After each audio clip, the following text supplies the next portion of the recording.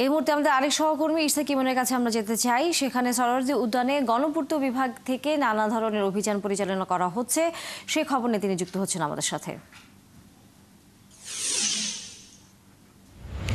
এবং এই অভিযান আগে থেকে নির্ধারিত ছিল কিনা, নাকি হঠাৎ করেই এই অভিযান পরিচালিত হচ্ছে, এবং অভিযান পরিচালনা করার ক্ষেত্রে কোন কোন বিষয়কে মাথায় রাখা হচ্ছে?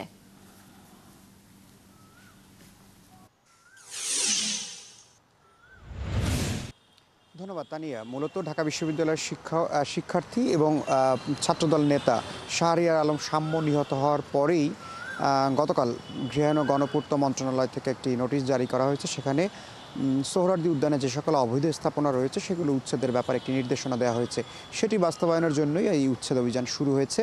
ঢাকা দক্ষিণ সিটি কর্পোরেশন, গৃহায়ন ও গণপূর্ত অধিদপ্তর এবং ঢাকা বিশ্ববিদ্যালয় প্রশাসন, তিনটি বডি আসলে এখানে রয়েছে এবং তারাই এই উচ্ছেদ অভিযান পরিচালনা করছেন। আপনি দেখতে পাচ্ছেন যে নিশ্চয়ই সোহরাওয়ার্দী উদ্যানের ভেতরে যে সকল স্থাপনাগুলো, বিশেষ করে চায়ের দোকান থেকে শুরু করে বিভিন্ন যে দোকানগুলো রয়েছে সেগুলোই মূলত উচ্ছেদ করা হচ্ছে।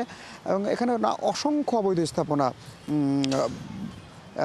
এখানে ছিল, সেগুলোই উচ্ছেদ করা হচ্ছে। এবং বড় ঘটনাগুলোর পরেই, শুধুমাত্র যে শামীম আল শাম্য নিহত হওয়ার পরেই প্রশাসন নড়ে চড়ে বসেছে এরকম নয়। এর আগেও নারী নির্যাতন থেকে শুরু করে যৌন নিপীড়নের ঘটনা থেকে শুরু করে এই সোহরাওয়ার্দী উদ্যানকে ঘিরে যতগুলো ঘটনা ঘটেছে তারপরেই আমরা দেখেছি প্রশাসন নড়ে চড়ে বসেন এবং এরকম একটি উচ্ছেদ অভিযান পরিচালনা করেন।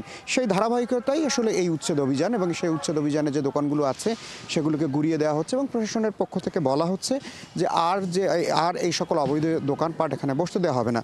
কিন্তু বিগত দিনে, গত এক দশকের যদি ধারাবাহিকতায় আমি বলি, এরকম উচ্ছেদ অভিযান বেশ কয়েকটি চালানো হয়েছে এবং অবৈধ দোকানপাট এখানে প্রায় উচ্ছেদ করা হয়। কিন্তু পরবর্তীতে কোনো না কোনোভাবেই এখানকার যারা দোকানগুলো বসান তারা নানান প্রক্রিয়া করে এখানে যারা ক্ষমতাধর থাকেন তাদের সাথে যোগাযোগ করে এখানে এই দোকানগুলো আবার স্থাপন করে এবং নতুন করে এখানে যে সকল মানুষ, অর্থাৎ এত বড় একটি উদ্যান এই শহরের মধ্যে, যেখানে ফাঁকা জায়গা, মানুষ হাঁটতে পারেন এবং চলাচলের একটি জায়গা রয়েছে, সেই জায়গাটিতে এরকম একটি উচ্ছেদ অভিযান পরিচালনা করার পরে মানুষের জন্য হাঁটার যে ব্যবস্থা বা যে নিরাপদ ব্যবস্থা, সেই ব্যবস্থাটুকু আসলে করা যাচ্ছে না এবং নানান কারণেই এই জায়গাটিকে একটি অনিরাপদ জায়গা হিসেবেই বিবেচিত হচ্ছে। এবং সবশেষ এখানে ছাত্রদলের যে নেতা এবং ঢাকা বিশ্ববিদ্যালয়ের শিক্ষার্থী শামীম আল শাম্য, তিনি যে নিহত হয়েছেন, এই ঘটনার পরে কিন্তু এই ধারাবাহিকতায় আবার এই উচ্ছেদ অভিযান শুরু হয়েছে। এবং গৃহায়ন ও গণপূর্তের যারা কর্মকর্তা এসেছেন তারা বলছেন যে এই স্থাপনাটি সরকারি স্থাপনা, এখানে অবৈধভাবে এই দোকানগুলো পরিচালিত হচ্ছিল এবং সে কারণে এই উচ্ছেদ অভিযান তারা চালিয়ে যাচ্ছেন।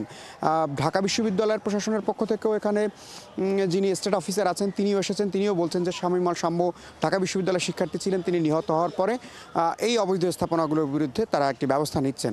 কার্যত যেমনটি বলছিলাম যে এই রকম অভিযানগুলো, এরকম বড় ঘটনার পরেই তারা নড়ে চড়ে বসেন এবং এই উচ্ছেদগুলো চালানো হয়। কিন্তু পরবর্তীতে দেখা যায় যে ঠিক 15 দিন, 20 দিন বা 1 মাস সময় অতিবাহিত হলেই আবার নতুন করে অল্প অল্প করে এই দোকানগুলো, স্থাপনাগুলো আবার নতুন করে বসতে শুরু করে। কিন্তু এই জায়গাটির যে দেখভাল করার দায়িত্ব বা সরকারি কর্মকর্তা এখানে যারা দায়িত্বপ্রাপ্ত রয়েছেন যে এই স্থাপনাগুলো দেখভাল করবেন, বিশেষ করে উত্তর সিটি কর্পোরেশন, গৃহায়ন ও গণপূর্ত মন্ত্রণালয় এবং বিশ্ববিদ্যালয় প্রশাসন, যাদের নজরদারি থাকার কথা, তারা এই ঘটনার পরেই নড়েচড়ে বসছেন। কিন্তু অন্য সময় যদি নজরদারি করেন তাহলে হয়তো এই স্থাপনাগুলো, এই যে উচ্ছেদ অভিযান, সেটি পরিচালনা করতে হবে না, কারণ তারা এই নজরদারিতে থাকলে এই দোকানগুলো বসতেই পারবে না। এখন যারা ক্ষতিগ্রস্ত হচ্ছেন তারাও বলছেন যে তারা এত দীর্ঘদিন ধরে ব্যবসা করে যাচ্ছেন এবং সেই ব্যবসা তারা পরিচালিত করছেন, এখন হুট করে এসে ভেঙে দেওয়ার কারণে তাদের যে সহায় সম্বল আছে সেটি তারা ক্ষতিমুখী পড়েছেন এবং তারা দিন খেটে খাওয়া মানুষ, অর্থাৎ একেবারেই নিম্ন আয়ের মানুষ, এই সহায় সম্বল হারিয়ে তারা একটা বিপাকে পড়েছেন।